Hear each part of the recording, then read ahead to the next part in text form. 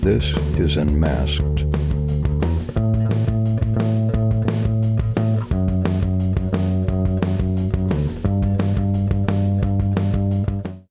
For all those who don't know who you are, who don't really know a lot about you, first start off with introducing who you are, what you do, and just kind of let the audience know you. My name is Jet Johnson. I'm a professional baseball player. Been playing for about 9 years now. Residing here in Phoenix, California. I'm from California, the Bay Area, Oakland to be exact.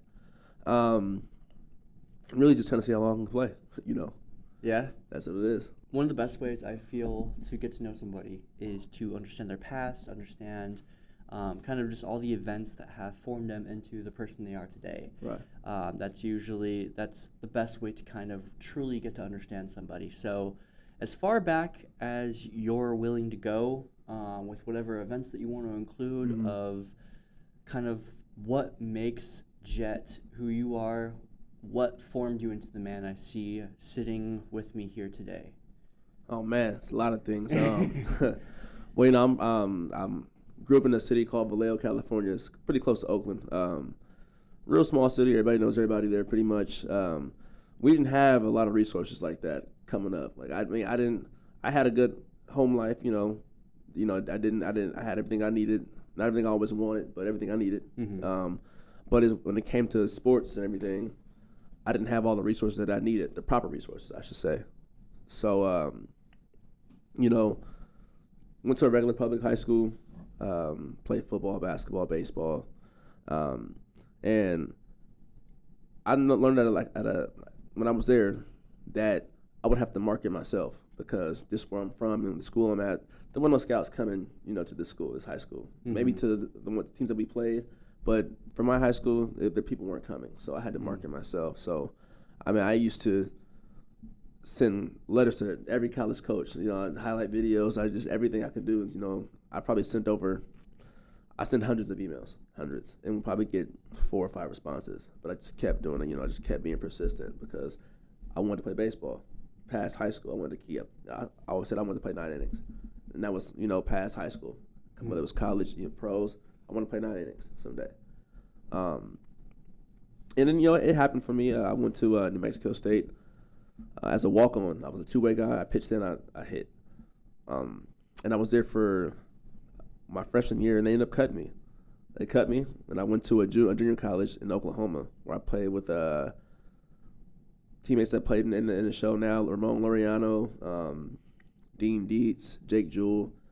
We were all there at a school called NEO, Northeastern Oklahoma, A&M. So I was there for a semester. The plan was for me to go there and then go back to New Mexico State under the same coaching staff and play with them for my sophomore and junior year. So I'm at NEO, and I played a season with them. I had tweaked my knee a little bit, like early in the season, and I played through. I didn't think it was anything crazy. Played through the whole season at the junior college.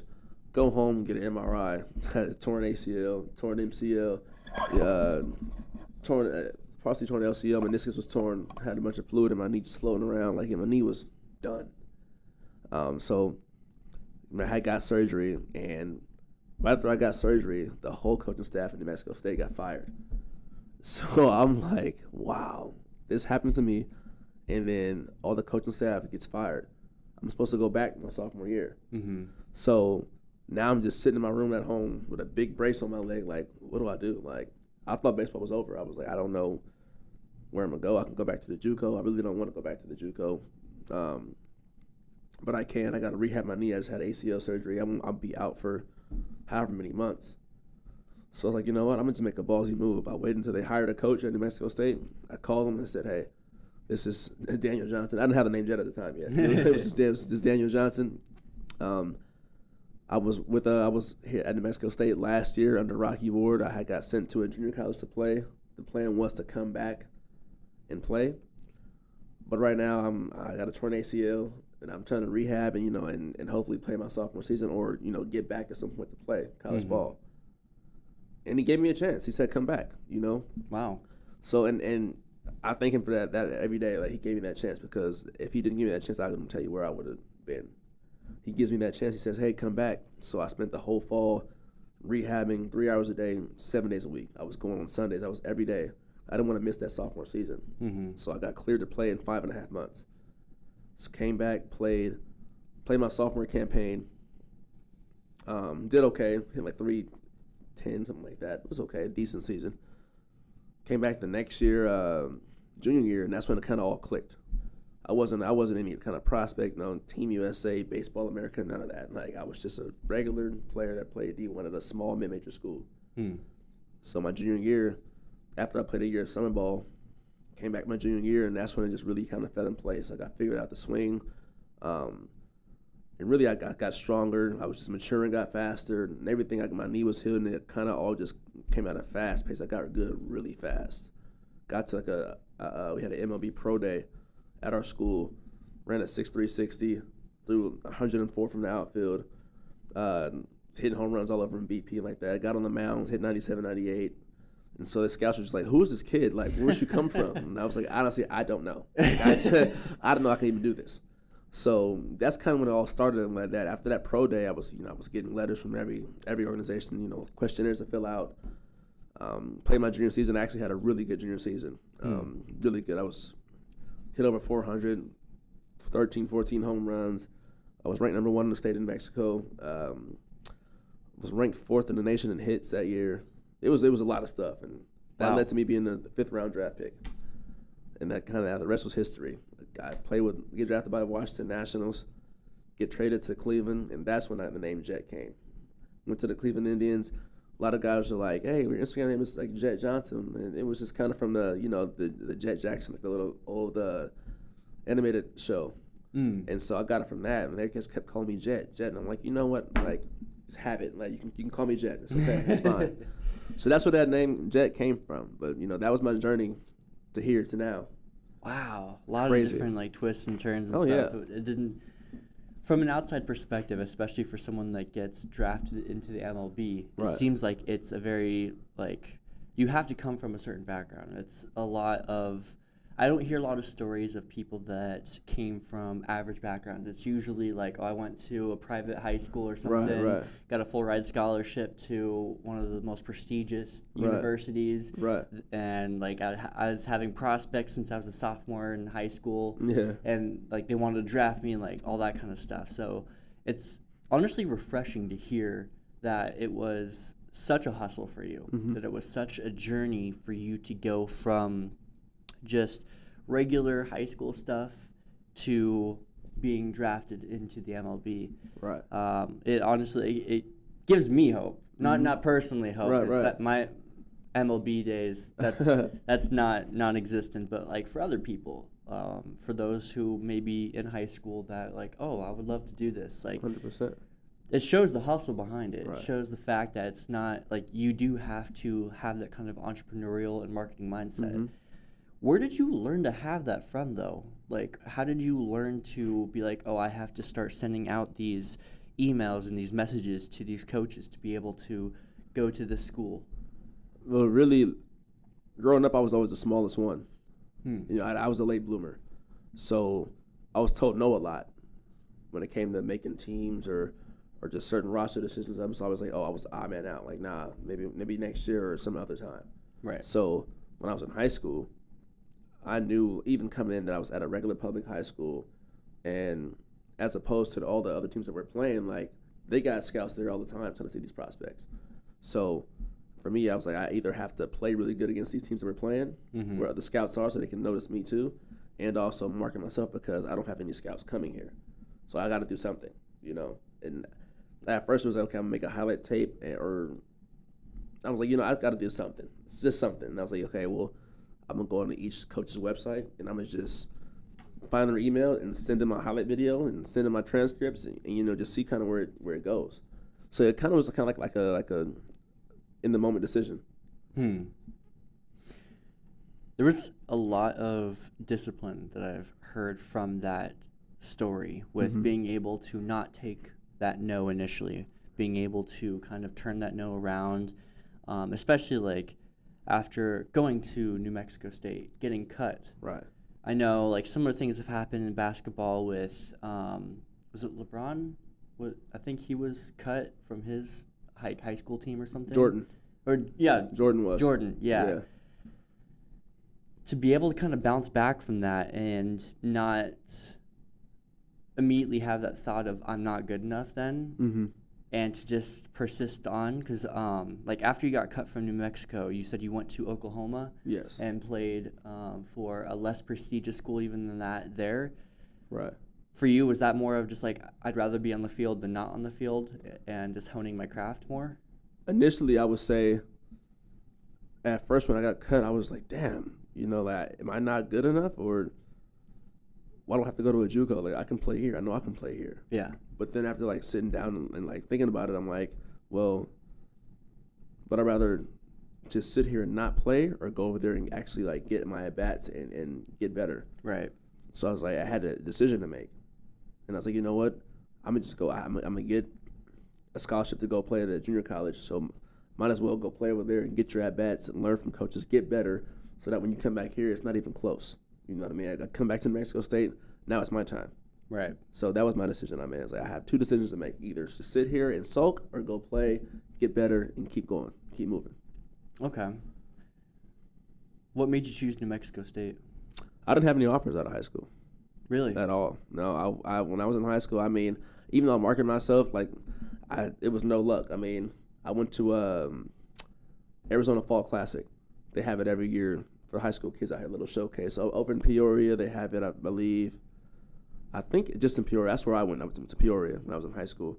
So you go to the showcase, it's a bunch of scouts there, a handful of scouts, and there's all these other teams that have high school prospects, trying to get some that are already signed, some trying to get noticed and signed. Mm-hmm. So I went to that for a weekend, played pretty good. We get to Sunday, the last day, and we played a 9-inning game. We're at the 8th inning when we're pitcher, and they're like, we know the guy. I'm like, yo, I'll throw. I pitch. I can throw the last inning. Is okay. Yeah. So I go out there and pitch. I end up striking out the whole side. Like, it's all fastballs, striking out the whole side. Really? And they're like, yo, like, who's this? What? And I'm just like, yeah, I mean, I pitch sometimes. So I go home, go to class Monday or Tuesday, one of the days, and I get an email from New Mexico State. I'm thinking it's an offer. I'm like, oh, it worked out. I got an offer. But no, it was like pitching coach sent an email saying, hey, I saw you pitch at the Arizona Fall Showcase. We want you to think about coming to New Mexico State. I'm like, well, is this like a offer? And I keep reading. It's like, oh, preferred walk-on. And I'm like, well, I mean, I don't have any other opportunities at this point right now. Gotcha. I'll wait and see how the season plays out. I obviously had a great season, but still nothing. I had a bunch of other junior colleges from California wanted me to go there. I'm like, I don't want to go to junior college, especially not in California. I don't. I want to get out. So I was like, you know what? I'm gonna just go and see what happens. So I go there. I told him, I'm not a pitcher. I'm a two-way guy. I play outfield. I just happen to throw the ball hard. So I go there and I be a two-way guy, and that's kind of how New Mexico State kind of fell in the picture. Okay. Did they ever tell you why they cut you? They didn't tell me why. I was one of the last cuts. I think it came down. I wasn't on a scholarship, so obviously people who were on scholarship, you can't really cut them because they're on scholarship for that year. So I was, again, the odd man out. So it got to the last cuts. It's like, hey, you did nothing wrong at all, but like, he's on scholarship, you're not. So, gotcha. So it was kind of just like they needed to get rid of some people. And right. But the coach there, he did look out for me. He sent me to the junior college where his little brother was a head coach. Okay. So I got over there, and I got a full scholarship to go play at the junior college. So it kind of, it worked out a little bit. And the junior college, though, that's not where like the MLB teams tend to draft from, right? Oh, they do. Oh, they do. They definitely do. Yeah, we one of my teammates, Ramon Loriano, he got drafted by the Astros. He plays for the A's now with the Cleveland Guardians, but he played in the major leagues too. So he. Oh. Yeah, they tend to draft from the junior colleges a lot. So what exactly is a junior college compared to like here, I guess, ASU, U of A type of stuff? So University of Arizona State is like a Division I college, like a 4-year university. Junior college is a 2-year university. It's not even a university, it's a 2-year school. So you go there for 2 years, you play. The competition is like, I would say nowadays you have some really good junior colleges that can compete with some Division I. But more often than not, the Division I colleges or the 4-year universities or the big schools are better and get more attention than the junior colleges do. But when it comes to the the draft, MLB draft, scouts go to junior colleges just as much as they go to four-year universities because they got guys who, okay, why not take him now instead of waiting until he goes to ASU for 1 year? Just take him out of junior college. So it's like comparable to like the junior colleges or like the community colleges, kind of. Exactly, it's the exact same thing. That go up to like associate's degree. Exactly, same thing. Okay.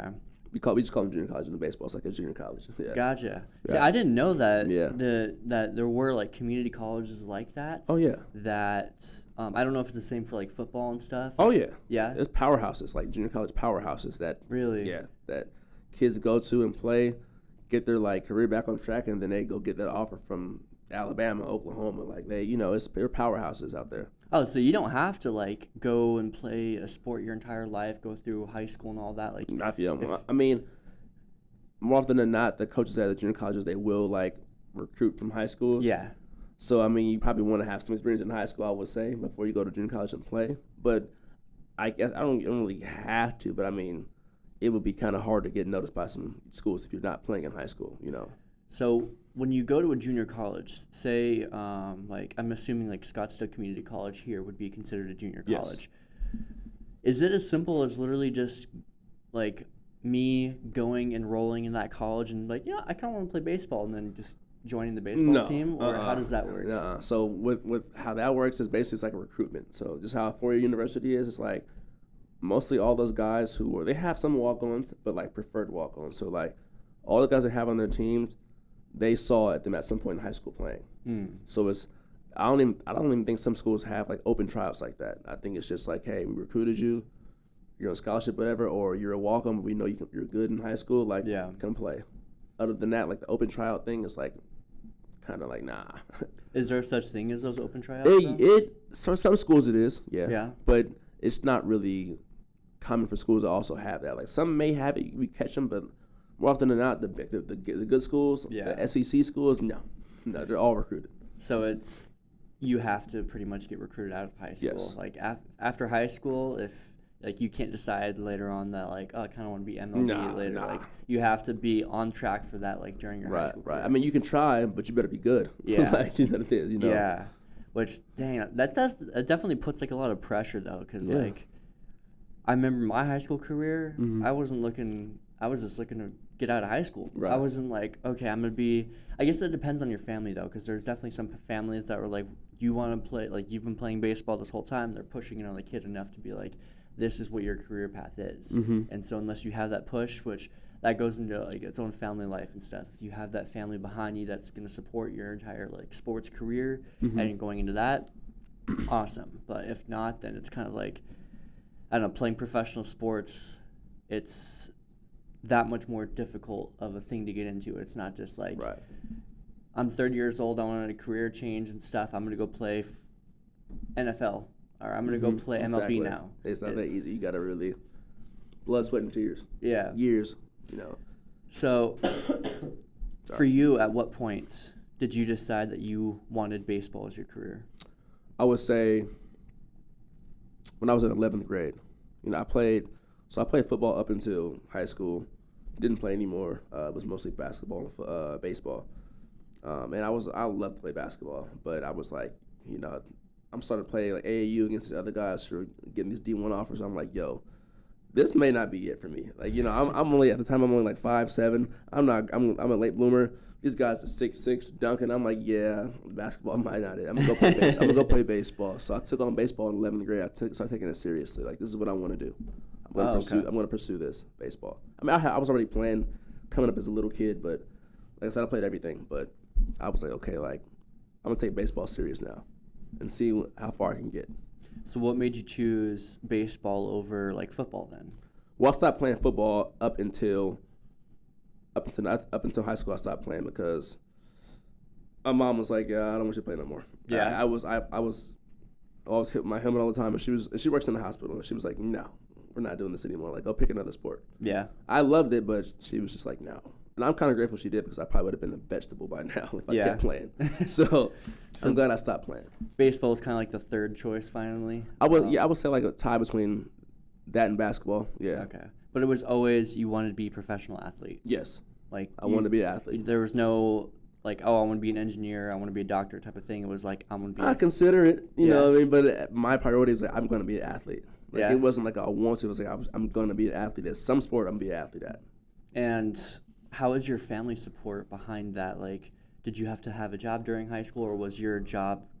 I had a job in high school. I didn't have to have one, but I did. I worked at Six Flags. Just because like all my people at school, they all worked there. So I'm like, I want to go work there with them and have some fun. Yeah. But I didn't have to work. No.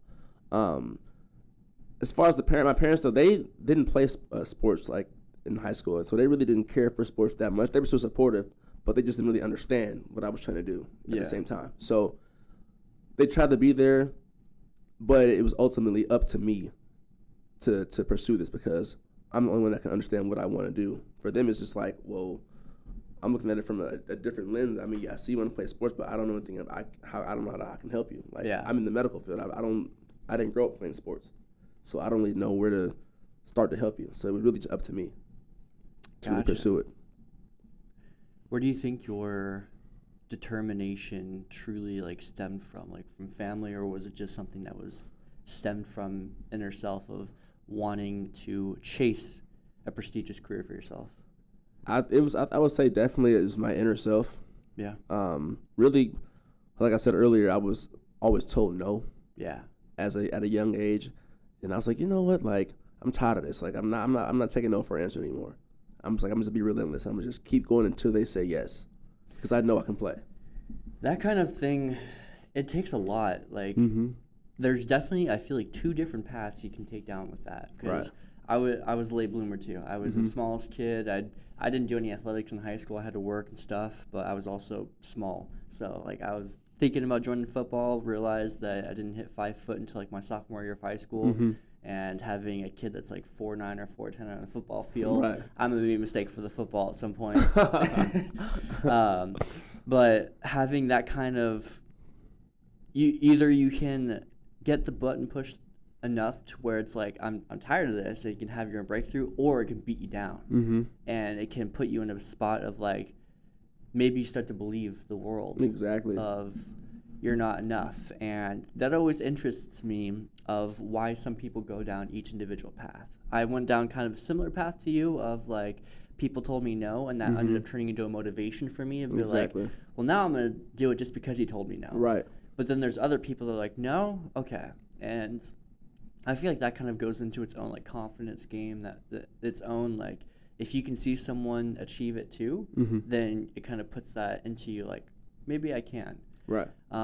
So it's interesting that it was kind of more of just a natural thing that kind of came out in you, because it's kind of rare to see that. Like I think for me it stemmed from the fact of I didn't grow up a whole lot. I grew up very financially poor and having to support myself, and so from a very young age I knew I had to support myself, and if I didn't do it, no one else was going to do it for me. But obviously it didn't seem like you came from that kind of background. You were supported in your own ways and stuff, so it's kind of like interesting to see that it still came out of you even though you were supported and stuff. So I don't know, I just find that extremely fascinating how those two paths can kind of get aligned. So I'm also curious about how the draft to what was the first Washington Nationals, they went through a name change, right? No, that was the or was that was a football team. Yeah, football, yeah. So baseball, Washington Nationals. What team did they used to be? The Montreal Expos. They used to be them. Long time ago. Then they became the Washington Nationals. But they drafted me in 2016 in the 5th round.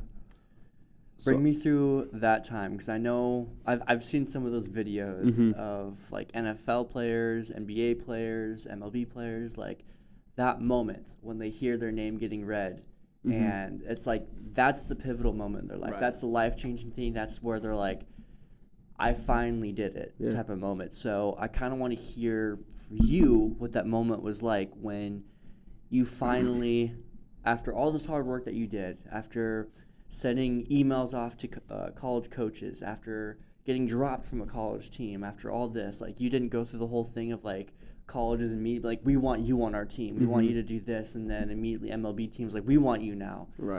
Out of all this, bring me through that moment and that day of that first offer of the Nationals saying, "We want you." It's weird. So when I was in college, I had when it got closer to the draft was in like June at the time. So we play our full season in college, go home for like maybe a month, 3 weeks to a month, if that. I don't know how the exact dates line up, but I had teams already calling me after my season was over. I had calls from the Red Sox, calls from the Rockies, calls from the Padres, actually, calls from the Chicago Cubs, and they're all just saying like, hey, like, because when you get drafted, you get a signing bonus, and they're all like, okay, we won't take you in the so and so round. Like, what are you looking for money wise? And you talk to if you have an advisor, you talk to your advisor. If you have an agent at the time, you talk to them. Right. Kind of come up with what you think a fair number would be.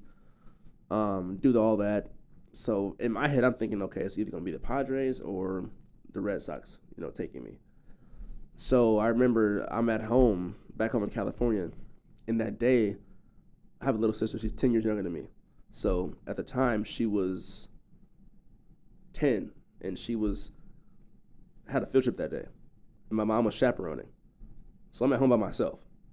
So they go through the day one draft. So the draft, it goes like the first day is first and second round. That's like on TV they have. After that, it's like rounds 3 through 10 the next day on the computer. It's like a little live tracker. And the guy's reading off guys. So I have my computer set up.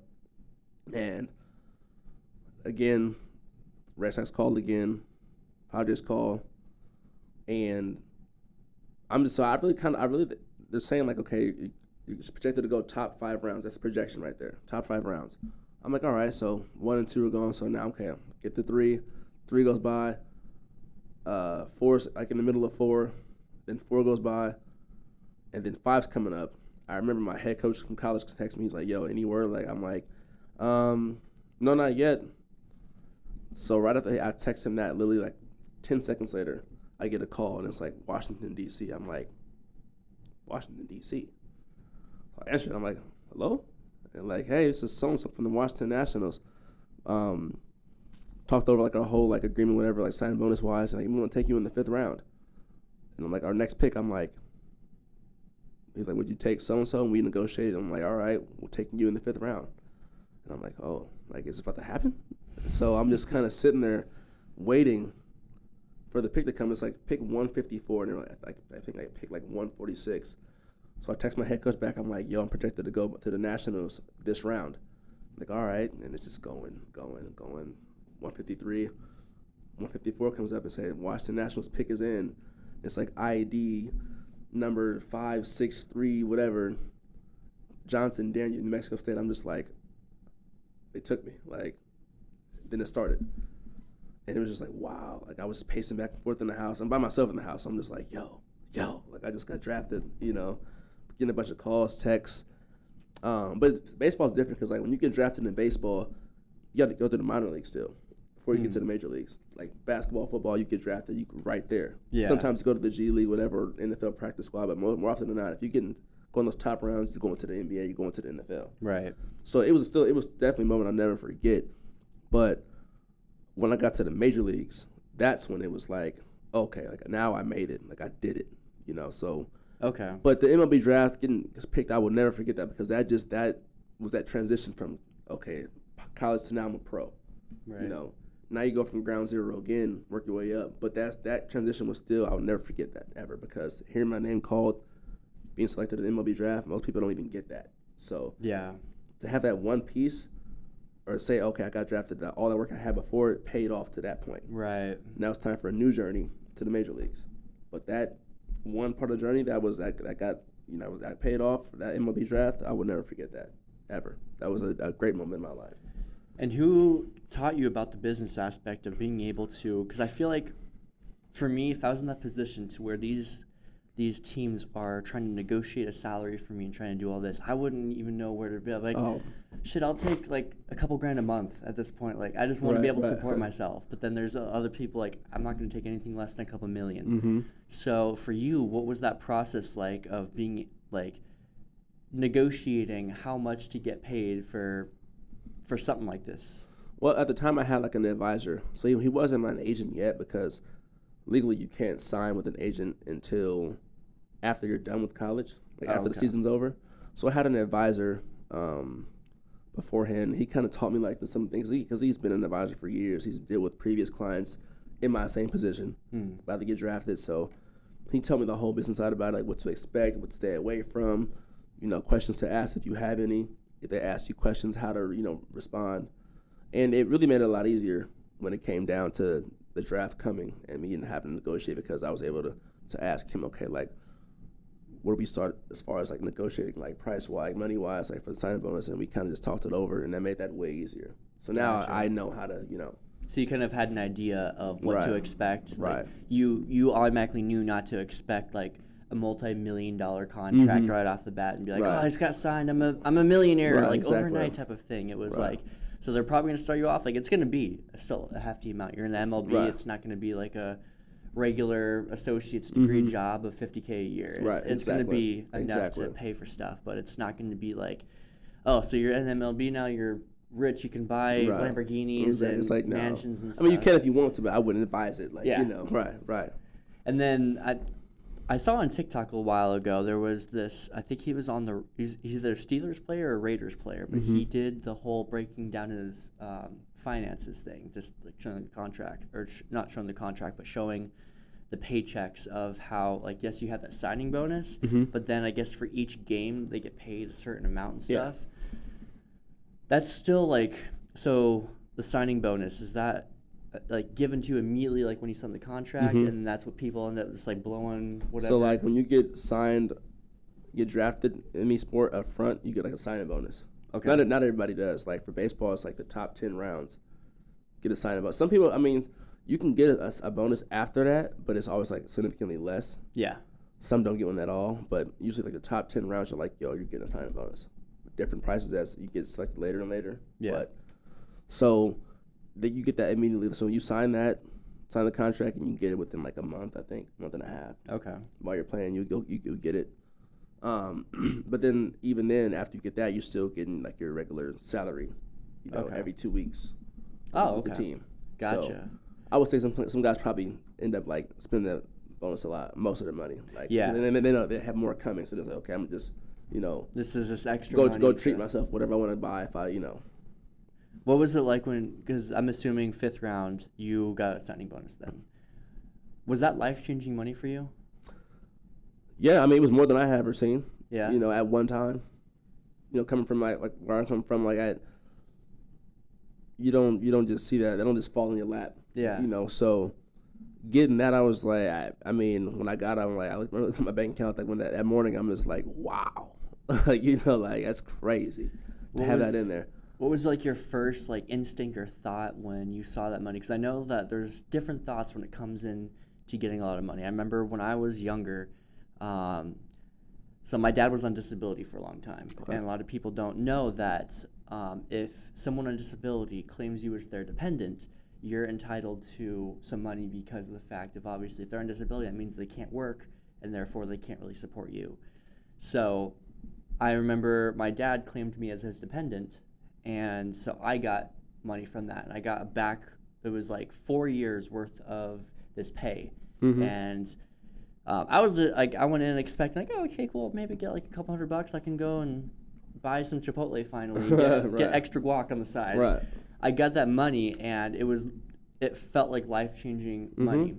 It was all gone within like 6 months or whatever, because I was like, I'm going to give myself the childhood I never have. I'm going to go and buy this and buy that. And for the longest time, I had this envious feeling of myself of like, why was I such a dumbass with that money? But at the same time, it's like I had that money and it was amazing and stuff. But there's different people, obviously, depending on the mindset and the education that you have behind finances. I've seen some athletes that get their money, go broke instantly because they're like, oh, I just got $500,000 signing bonus. Well, Lamborghini costs $250,000. This house is going to have a 6-figure thing, and then like afterwards, they don't take into account for taxes. They don't take into account for other fees, insurance, all that kind of stuff. And they're like, shit, I'm living paycheck to paycheck, even though I'm an athlete now. Exactly. And I'm also, you're not a 1099, right? You're an employee under this organization, correct? Okay, so it's not like you have to completely rely on doing your own taxes. Like it's all taken out, like Medicare and all that kind of stuff. Well, we have like we have 1099, so we get like endorsement deals, stuff like that, card deals. So that's where the 1099 comes in. Okay. But usually with me, I have a financial team and we have a tax guy, so he kind of handles all that stuff for us. Okay. So it works out pretty good. So take me through when you got your signing bonus. Obviously, like you don't seem like you're dead broke and stuff right now. You seem like you're got a good head on your shoulders. You said you lived at a nice place. Right. Obviously, we're not going to say where it is. I don't want paparazzi or anything there, but I know it's definitely not the cheapest place to live. Right. What was it like when you got your signing bonus? Were you immediately like, oh, what can I buy? Or were you immediately like, okay, cool, I'm going to save as much as I can, live still well below my means? Like, tell me about your kind of thought when you got that bonus. Well, I mean, just for my mom, like and it's kind of like how I grew up. We were like had like the hustle type mindset. Like, you know, we always find ways to make money. Yeah. You know, not necessarily like doing anything bad, but like I was big into shoes, like, you know, buy and sell trade shoes. We just had that hustle mentality. Coming up. And one thing we never want to spend our last. Like, even today, I'm like, I never want to ever spend my last, and I shouldn't have to ever do that. Yeah. So when I had a plan, I was like, once I get whatever I do get, my first big purchase is when I want to have a car. I bought a car, but I want to buy a house, like somewhere. It doesn't have to be immediately, but like at some point, if it makes sense, I want to buy a property. That's whenever I get drafted and I get to the major leagues, wherever that spring training site is, whether it's in Florida or Arizona, I'm gonna buy a house in one of those places. And so it kind of, I put a lot of money to the side. I have some for everyday expenses that I needed. Yeah. But I put a bunch of it to the side and just let it sit there, let it get some interest, you know. And once I had my journey through the minor leagues, got to the major leagues, I said, okay, now it's time to go buy a property. And I bought the spot over there out here in Arizona. And, you know, I ended up having, you know, still money left over that I didn't have to use. I, you know, had that plan for myself. Right. So that's kind of, you know, I'm glad it worked out, but that was my plan. You know, when I first got it, I was like, okay, I'm going to treat myself a little bit because I earned it, you know, have a little fun here and there, you know, get a couple of pair of shoes, whatever, just things that I like, you know. But ultimately, I want this to last me for as long as it can. I don't want to have to say, oh, I blew all my money now. I got to go find another job because I'm not playing because I spent it all. Right. You know, so I never wanted to spend the last of it. I wanted to always still be there. Kind of set yourself up for today. Years still to come. There. Like, yeah. So that's good. That's good. Yeah, I know a lot of people like, you know, I'm going to be playing for 10 years, so I can spend whatever I want now and keep doing that. But then it sounds good, but when it gets 10 years, I know you're like, yo, like you never know what can happen. Exactly. You can get injured on the field, and then your career's over at that point. And it's like, shit, I shouldn't have spent 6 figures on this. I shouldn't have bought 3 cribs and stuff when I didn't have money for it. Right. Or I don't know, there could be some sort of run-in. There could be, I don't know, there's so much unpredictability that can happen that's why, like, when people win the lottery, they go broke immediately because they don't think long-term. They're like, oh, cool, I can do this. Like, I have all this millions of dollars now. Like, I can buy whatever I want now. And it's like, there's always going to be a long-term thing that you have to think about. There's always rainy days. Like, and you should always save for a rainy day because you just don't know when it's going to be. You save for the unexpected. Yeah. A lot of people always say, oh, I mean, what's the point of saving? Like, I mean, I'm, you know, have the job, whatever. Like, I don't have anything like I want to buy. Like, what's the point of saving? I'm like, you save just because just for the unexpected. You don't know what's going to happen. Exactly. Say the job you have is done. Say COVID was shut down. Yeah. You know, like, you just save for the unexpected. And that helps you. It helps you out so much in the long run. Absolutely. So when I first met you and I heard that you were an MLB player, immediately, obviously we're in Arizona, I was thinking Diamondbacks. Mm-hmm. I'm a little confused when it comes to being on a team from a different state, but still living in a completely different state. Like, during the season, do you have to, like, go and travel to where, like, I know that you were first with Washington and then Cleveland and then with Padres, right? Yeah. Did you have to, like, continuously move to each of those states during the season, or? Yeah, so how it worked, basically when I was in Cleveland, I was in major leagues there. I didn't play in the major leagues with the Nationals. I got traded to the minor leagues. So I was in major leagues with Cleveland. So when the season started, we would go to Cleveland to play. That's where our home field was. So you play there. That's your home base. I still have my house here, but I was living in Cleveland at the time playing. So, you obviously play your season, travel to play other teams. But once the season is over with, I come back here to my house because I don't want to live in the cold weather. Yeah, I don't. So I'm from the West Coast. I want to stay where it's warm. Right. And you have the option. Like we have people who had houses in Cleveland, but those guys also had guaranteed MLB contracts. When you're on a rookie contract, it's not really a guaranteed thing. So say you bought a house in Cleveland, right? Or say I did. I bought a house in Cleveland when I'm my rookie year. Next year I get traded. Now it's like, you can even get traded when you have a contract, but it's like, okay, something can happen to where you're not even there the next year. Right. But you got a whole house there. So it's easier to set up somewhere home base where you want to train because I train here and it's really easy. It's a lot of players who are here because of spring training. Right. So it's a lot of players who I can work out with here, do field work with here. I can hit with them here. It's just a lot better, way more resources here in Arizona. So that's why I choose to, go play wherever I want to play. But when it's time for the off season, we're done playing and it's time to train again, I come back to my home base, Arizona. Okay. So during the season, then you'll travel to wherever I have to play, but off season I'm back here. And then at that point, do you do a short-term lease at an apartment complex, or is it you just stay in a hotel for the whole season? So for during the season, some people stay in hotels, but usually you get an apartment. Yeah. Yeah. Just spend a couple grand or Yeah, something, and be yeah. all right, I'm gonna stay here for 6 months or whatever it is, and sign a 6-month lease with them, and they kind of give you discounts because they know the MLB teams are coming. Yeah. So they give you a little bit of a discount. So you go 6-month lease, or how many months they require, and then after that, once it's over, you go back home. See, that seems tough though, for the family guys, for the ones that have families, because then either they have to bring their families with them. Obviously, I don't know if you're married or have kids or anything, so it might be a little bit easier for you. But I know that there's plenty of players that have full married kids and all that kind of stuff. So it's at that point, do they just travel home when they're not playing, and then that way they could see them once a week or something? Or nah, we play every single day. So I've had a lot of teammates who has families and they have a wife and kids. It's very common. And they just bring them with them or something? So they bring them with them. Some they all live together.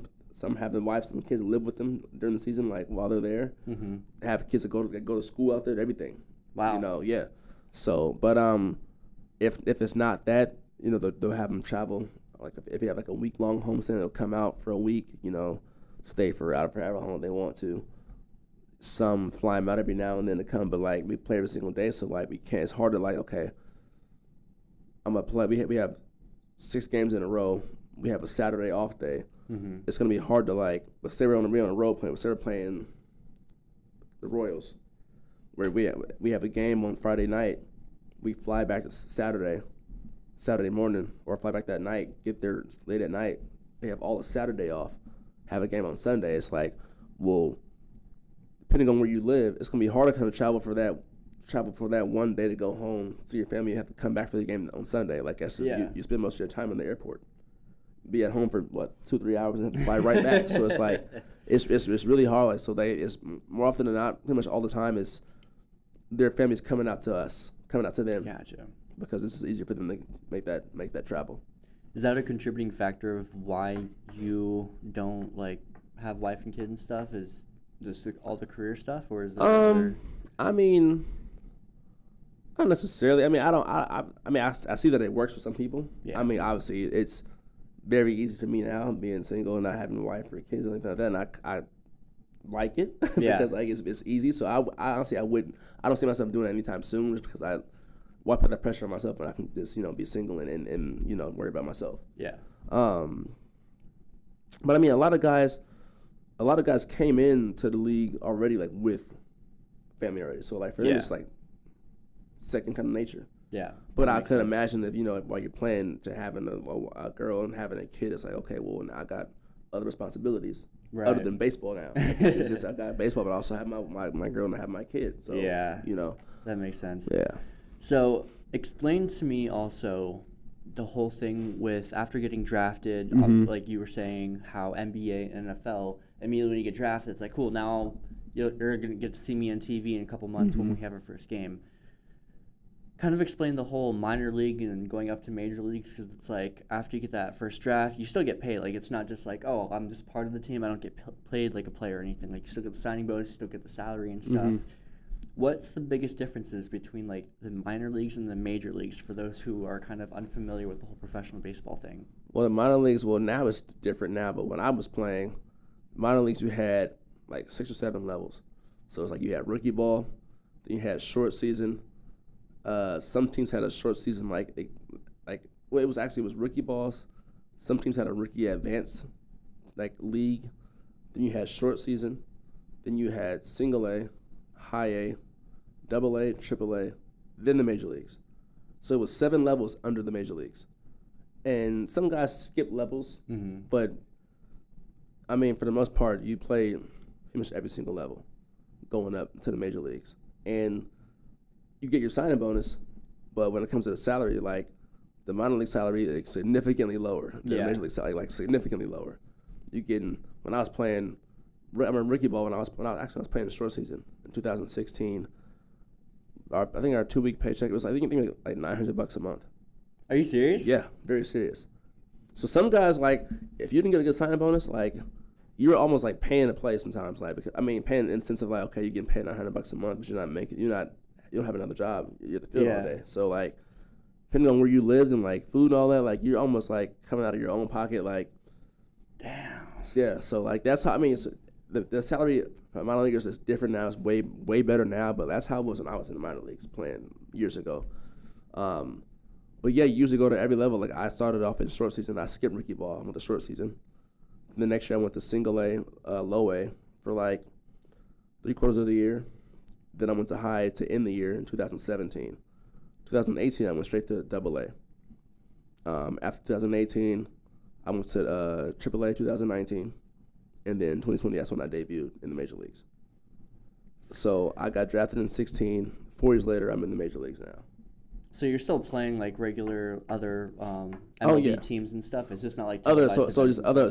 We're playing other organizations. Like we're just affiliates of that organization. So it's like okay, we'll play the single A affiliate of the Padres, the double A affiliate of the Nationals. Like it's still their organization, but it's their double A affiliate where all the prospects are, guys who are hoping to one day be in the major leagues. Gotcha. It's just a cycle. Like all the guys that are in the major leagues now, they all play minor leagues too. Nobody ever. It's rarely does somebody ever go from being drafted straight to the major leagues. Right. Some guys may get that fast track. It's rare. It's not impossible. It's rare. But more often than not, you get drafted, play minor leagues for a couple years, develop yourself, then you play in the major leagues. Okay. So when you see someone that's like on the field in major leagues and they're like early 20s, that's like an anomaly type of thing then. Depending on when they came into the pro life, because you have guys out of high school who get drafted at 17. You got Latins from Dominican, Venezuela, Puerto Rico. Yeah. They get signed when they're 16. Oh, wow. So depending on how good you are, you get signed at 16, you playing years of pro ball. Now you get to the major leagues and you're 20 years old, 21 years old. You know what I mean? As opposed to me going to college, I get drafted when I'm 20. And now I go a couple years and I debut when I'm 24, 25. Yeah. I'm not saying that I'm any worse than him, but he just got there earlier than I did. While he got signed, I was in college playing still. You know what I mean? Okay. That's just the difference. So, but it is some college guys who, there was a guy this past year who got drafted to the Angels. He came out of FAU. Mm-hmm. He's got drafted in 23 actually. Got drafted in June. Went straight to Double A. Played 20 games. After that, straight to the major leagues. He skipped all that minor league level, all those levels, and went straight to the major leagues. Gotcha. But it's just like it just depends on what the team needs, how they value you. It's so many things that fall into that. Yeah, it don't just happen. Like that's right there. That's an anomaly. I've never seen that before. Double A, the major league. I'm like, wow. But I mean, the dude's good. I mean, don't get me wrong. But you just don't see that a lot. So just because someone says that like they are in the MLB and stuff doesn't necessarily mean that they're making the huge big bucks and stuff. No, and that's how it's perceived. That perception. It's like, okay, he's in MLB. He's chilling. It's like no, like not every player in the MLB has a $100 million contract. Yeah. No, more often than not, they don't have it. When it comes to like percentage wise, like I would say, the guys who have those contracts are like probably what 10% of the whole MLB. Like, you know, the rest of the people just have like year-to-year deals or rookie contracts. Like it is. That's what the bulk of it is. Mm. You have the star players who get those crazy, deals. But that doesn't, it's not common. Gotcha. So I mean, depending on how you manage your money, because I mean they pay good in the MLB, really good in the MLB. Mm-hmm. So depending on how you manage your money, you can make that stretch and live a good life. Mm-hmm. As long as you don't you think that you're okay, I'm gonna be here for X amount of years, and you go on a spending spree, and now you're back to square one when it's all said and done. Yeah. You know? Okay, so it can be like a pivotal, life-changing moment when you get drafted and stuff, but there's still so much more that you're goes, not done. that goes into it. It's for not baseball, like, when you get drafted, like it's like, so how it is when you're getting drafted in any sport. Yeah. You have all the people that are good from the respective schools, all the best players from the respective schools, right, getting drafted, right, and they go to the next level.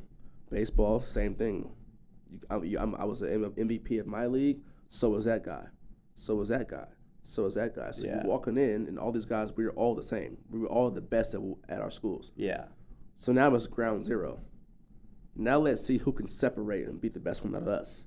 Gotcha. You know what I mean? So it's like just a big filtering process. Mm-hmm. So when you see those people that are in the major leagues, those guys are the best of the best of the best. The 1%.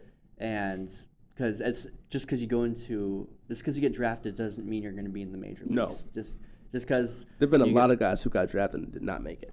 Okay, it's just a filtering process. Yeah. Like they might have played for the minor leagues for 8 years and then got dropped or something. There's honestly, like when you look at this, like the analytics of it, like there's a higher chance of you not making it than it is actually making it to the MLB. Yeah, there's only been there's probably hundreds of thousands of people who've got drafted. Wow. People that made it to the MLB, like 20. Just over 20,000 people have debuted in the major leagues. Dang. Compared to how many people have got drafted and played, that's yeah. You know what I mean? So as soon as you get drafted and you come in as a big group, you're being evaluated. Yeah. And you start playing, you're being weeded out, and those that can just make it, you know.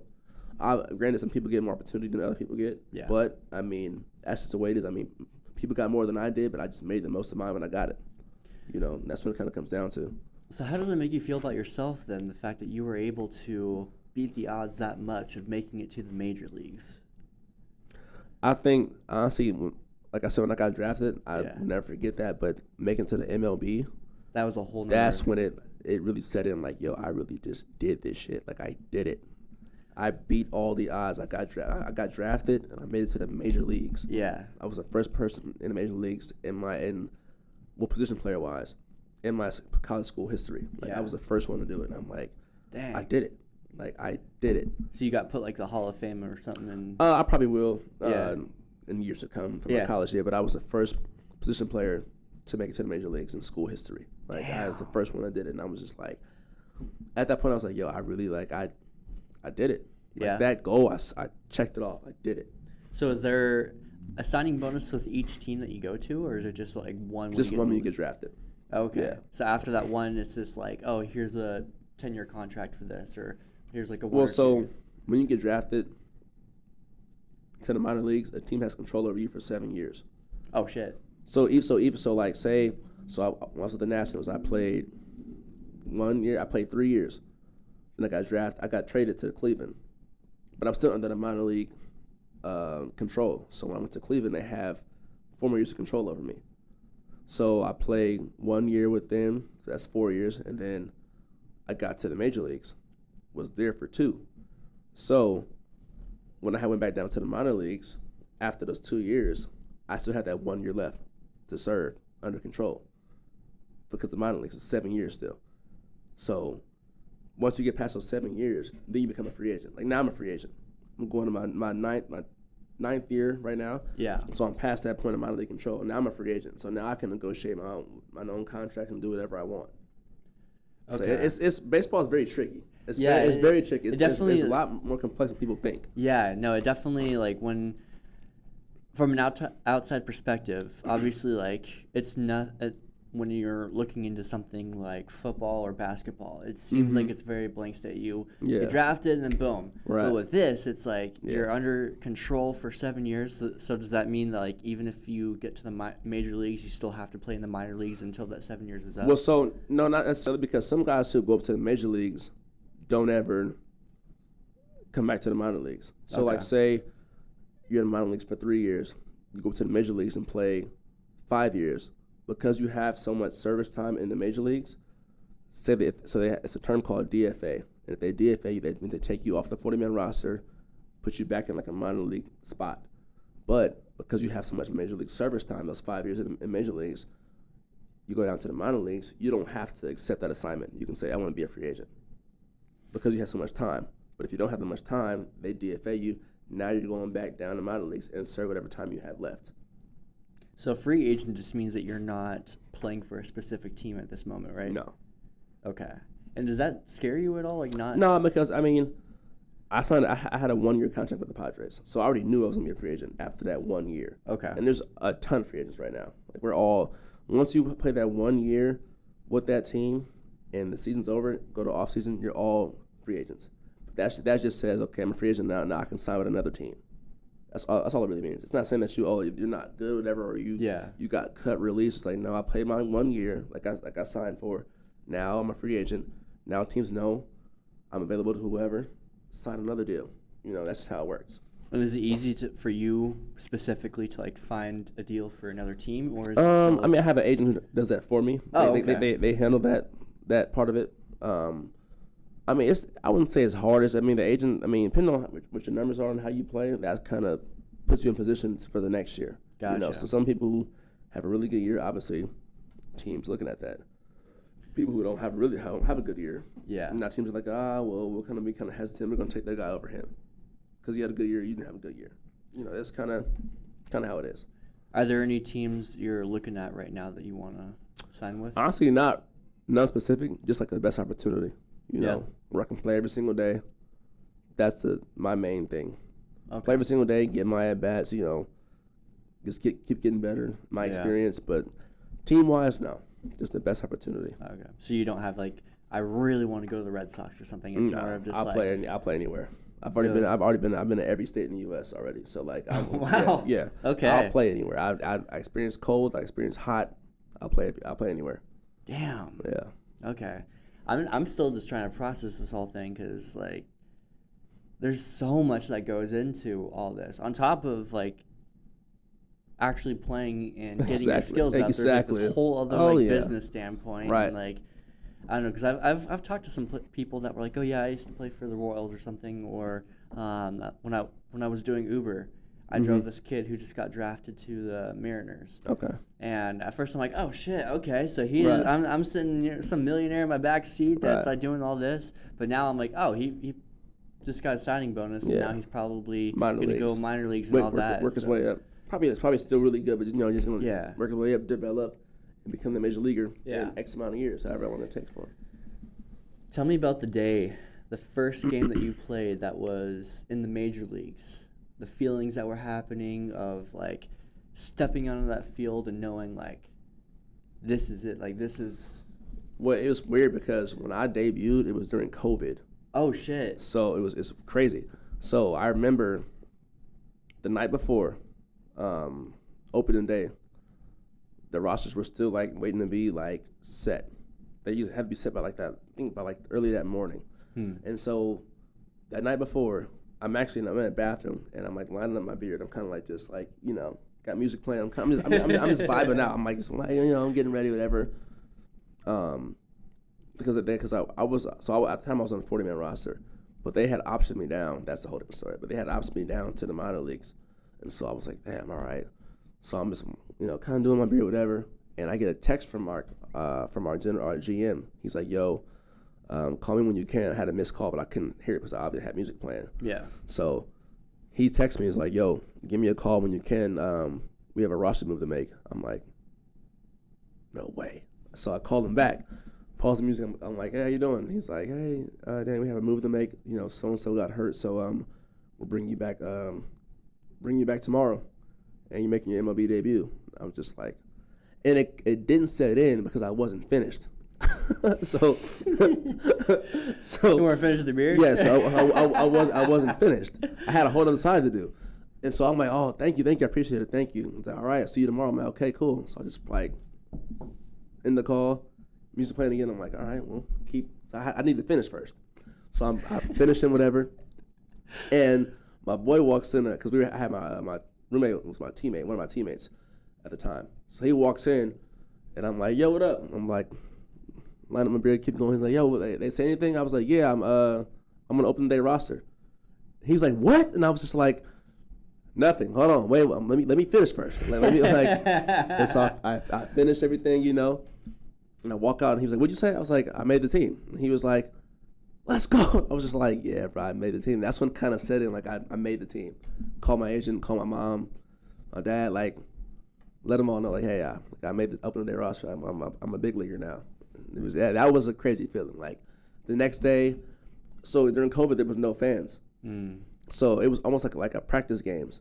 So which kind of was a good thing because making my debut, I mean had already been on the field like practicing whatever, but I remember stepping on the field and like getting my first at bat, and I'm just like, I'm a big leaguer right now. Like this happened. I did it. Like let's go.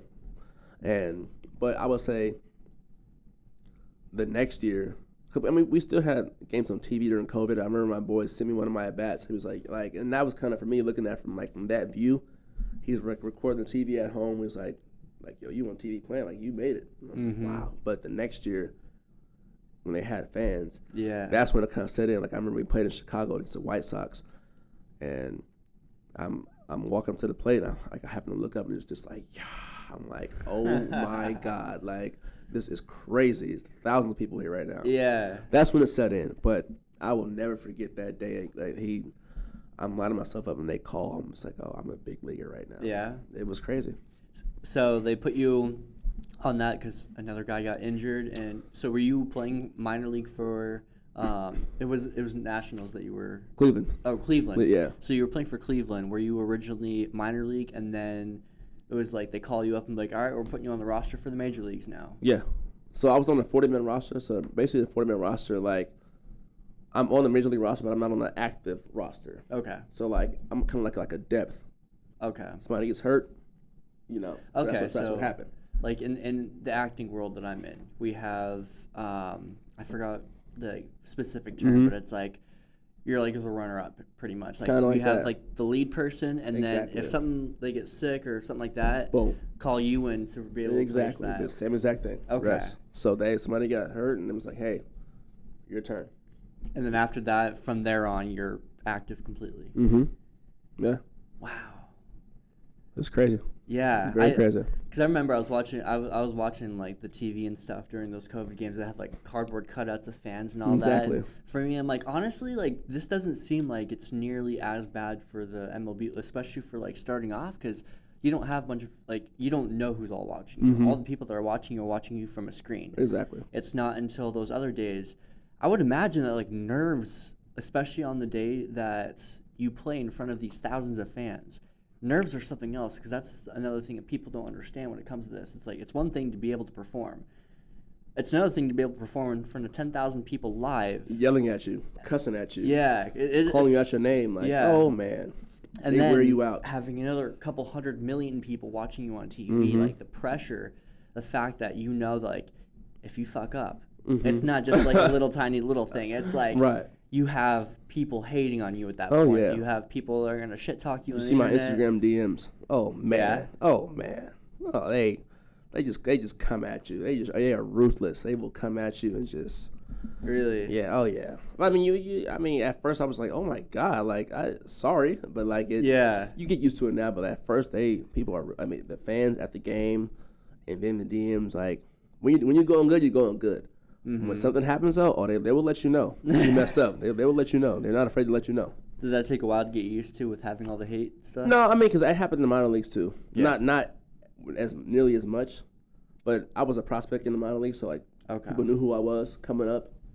So I would get a little bit, but when I got to the major leagues, oh man, it was just glorified. It was like, okay, he's at the biggest stage. Don't mess up now. Yeah. If you do, we're letting you know. Was the pressure getting suck, to... like this and that? It can.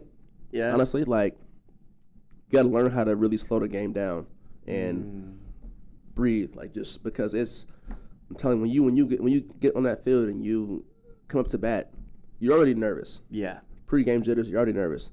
You happen to look up and just look around, and you see 20,000, 30,000 fans just like looking at you. Yeah. Oh man, oh man.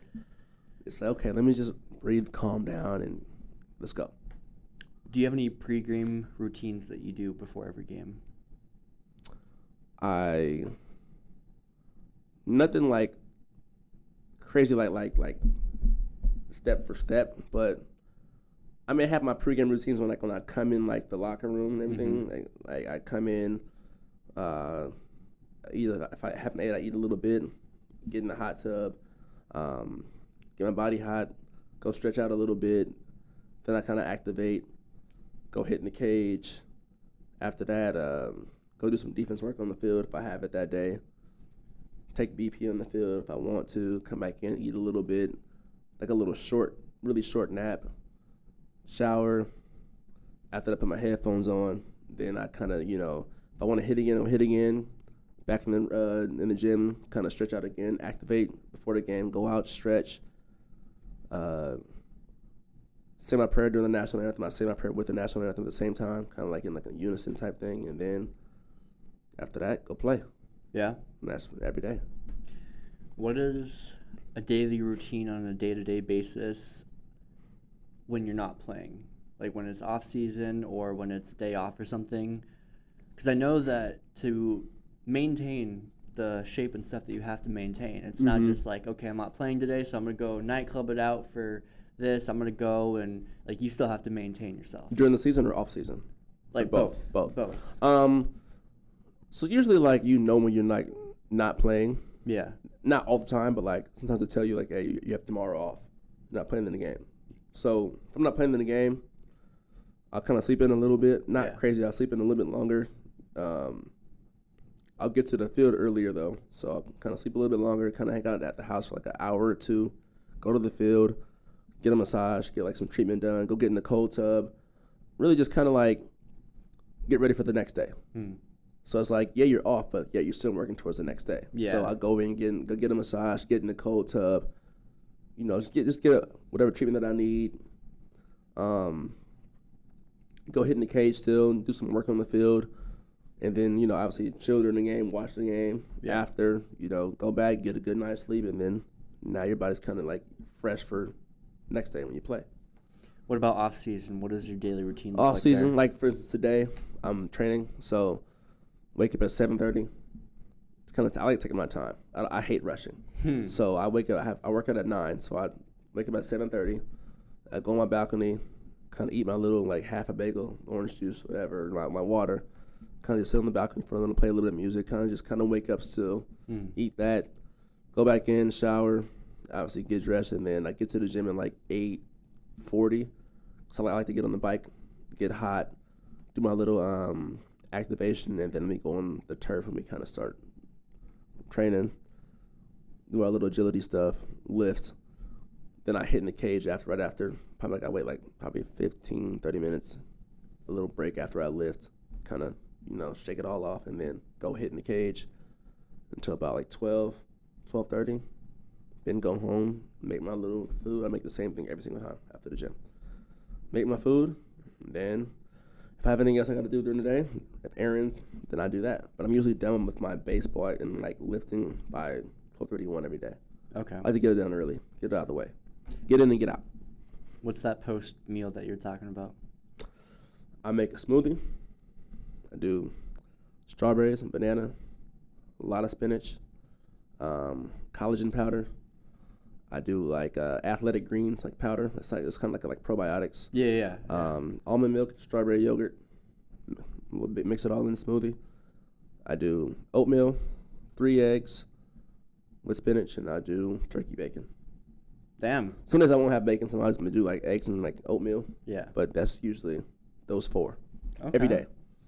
Interesting. Every single day. So before I got here, that's what I had. Yeah. Yep. Actually, it sounds bomb. Yeah. It sounds really good. And I like kind of having like routine meals that because it's less to think about. It's more of just like you're getting your nutrients. You just do it.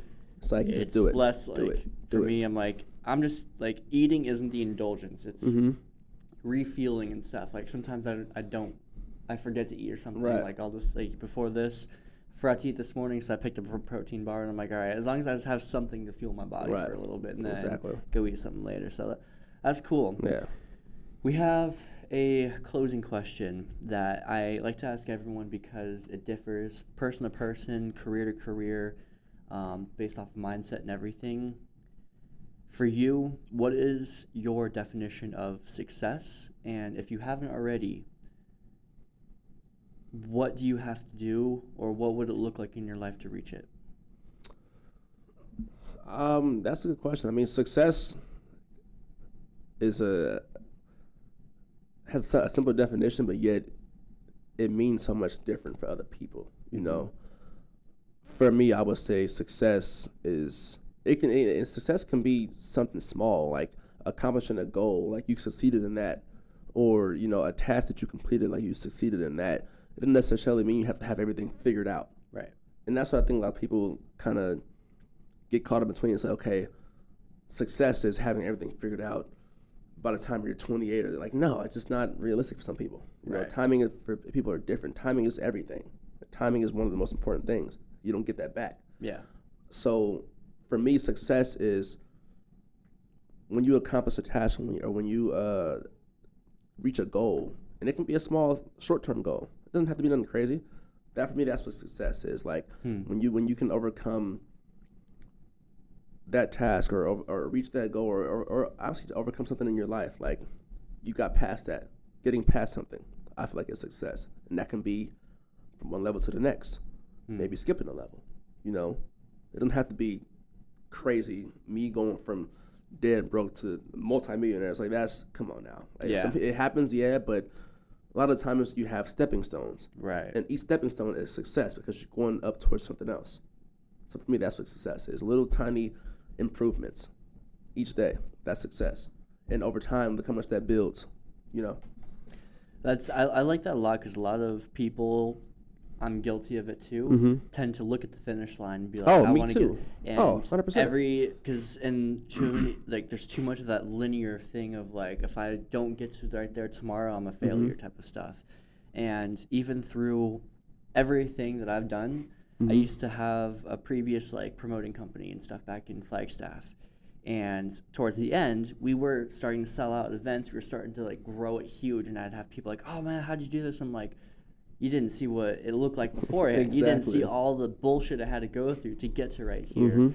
Even through this podcast, I mean, a lot of, whether it's my acting career, whether it's a podcast, I say I'm an actor to some people, and they're like, oh, what have you been in that I've seen? And I'm like, stop fucking asking that because it's not, I can guarantee you haven't seen me in anything. Doesn't mean I'm not an actor. Exactly. But it just means that and then I have to tell them statistically, for you to see me in something on the big screen like that, that's the top 3% of the entire acting world that you can see on that screen. Exactly. Same thing with MLB. When you see those MLB players, that's the top percent of that. It doesn't mean that they're not good at baseball. Right. It doesn't mean they're not good at MLB. Right.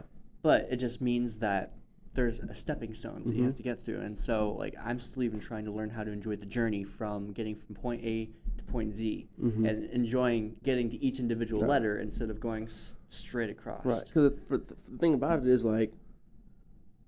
it's kind of almost when it comes to reality, it's hard to go from point A to point Z like that. Yeah.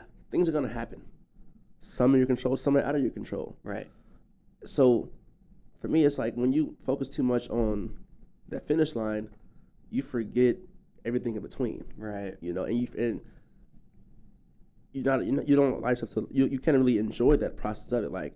I've learned over the years how to enjoy the process, how to trust it. Not only trust it, but enjoy the process while I'm going through it. Because when you look back and you're like, damn, when I went through it, it was tough. Stuff didn't go my way. Things got out of hand, but I still got here. It makes you appreciate it even more. Yeah.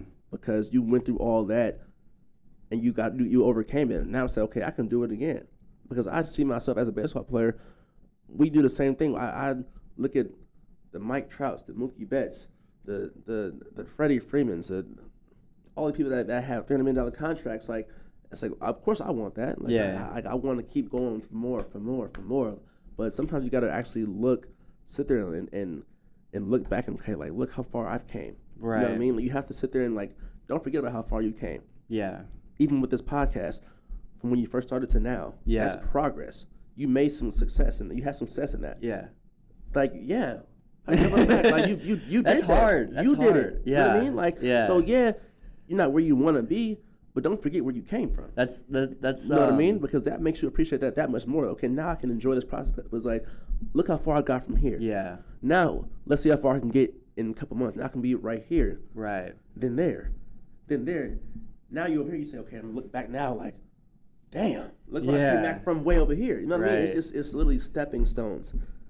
It's just hard to do that, especially with things like social media and comparing yourself and comparing your success. Like, I look at my podcast, but then I'll go and see like Joe Rogan's podcast and see that he's getting a couple 100 million listeners per thing. Now he is. And yeah, exactly You know now. But it's just hard not to continuously compare yourself. 100%. Like, even as a athlete, Yeah. I'm sure you've compared yourself to other I'm guilty of it other a lot. outfielders and stuff. Yeah, or guilty of it a lot. Other people, and it's just hard to do that, especially in today's society with social media and everything. Right. But like, there was a old quote that I heard and it sticks with me every time is, I'm not where I want to be, but I'm a hell of a lot farther than I used to be. Exactly. And yeah, I mean, I'm not in a huge studio space with multi-million-dollar equipment and all this kind of stuff, but I'm still doing this. I'm still talking to awesome people and stuff. Right. And so the fact that I was able to do that, and like, yeah, there's probably people that are much younger than me that have more quote-unquote success. Right.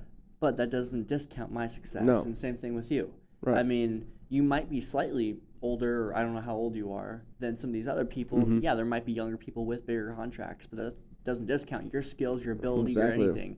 The fact that you're still higher than a lot of other people. Yeah, but that's also not discounting those other people. Exactly. It's you still went from Right. this guy who got turned away from colleges or that got dropped from colleges, that didn't get any offers or anything. Right. Beating the amount of odds that you had to beat to get to where you are today, that in itself is an astounding accomplishment. Right. So I like that a lot. Right. That definitely, I resonate with that. Right. That And I definitely mean, and sticks for you, like, seeing all the guys with like all the podcasts, where do you think they started from? yeah, Ground zero. right. And yeah, and everything. Everybody's timing is different. Right. And that's the main thing. Everybody's timing is different. The thing about social media that I it's like a love hate. Like, I love it in the sense that it's good for marketing. It's an avenue where you can get your stuff out and people can see it. It's wonderful. Yeah. You know, it's easier than having for instance for athletes. Oh, come look at this guy. He's good. I'll just send you a video, or I'll just post it and like look, you can see it. It's easy. Right. But people also live a different life on social media, and that's the Absolutely. problem, because it's not reality. Yeah, It's all perception. You want people to think of you a certain way, but that's not who you are. absolutely. You know what I mean? So it's like, oh yeah, well, I can compare myself. You might be comparing yourself to somebody who don't even have that. Right. They can post that and say, I got this, I got that, but no, you don't. yeah. Let's be real. Yeah. You know what I mean? Like, let's go. Let me ask you. Okay, so you're posting all that, but yet, so that they don't add up. Yeah. So it's like, okay, I'm comparing myself to the people I see on stuff I see on social media, and it's so easily accessible. You can just scroll and say, okay, I want that, I want to have that house, I want to live that life, I want to be on that yacht. But and you start comparing yourself. Yeah. But the person you compare it to, they're probably not even their stuff. They're probably doing this. They're probably just posting this because that people can think I have it. It's like, man, let's be real. like let's be real. You know what I mean? That's what let's be real. And that's what I hate about it, because like it's probably not even true, but yet you catch yourself still trying to like compare, like, oh, I don't have that, I gotta have that. It's like, no, you no, you're be where your feet are. Absolutely. Be where your feet are. You're where you are for a reason. I'm where I am for a reason. Absolutely. And in due time, we'll be where we want to be. I couldn't agree more. Everybody's timing is different, and that's okay. That is okay. Absolutely. You got some of the most wealthiest people ever that can get wealthy till they're 40. Yeah. Some 28, 29. It just everybody's timing is different. That don't mean you're not gonna be wealthy. Once you're wealthy, you're wealthy. It don't matter how old you are. Right. It don't. Once you make it, it don't matter how old you are. When you have that big studio, all the lights on, cameras, you're 35. It doesn't matter. You got it. Yeah. Don't matter. You got it. Absolutely.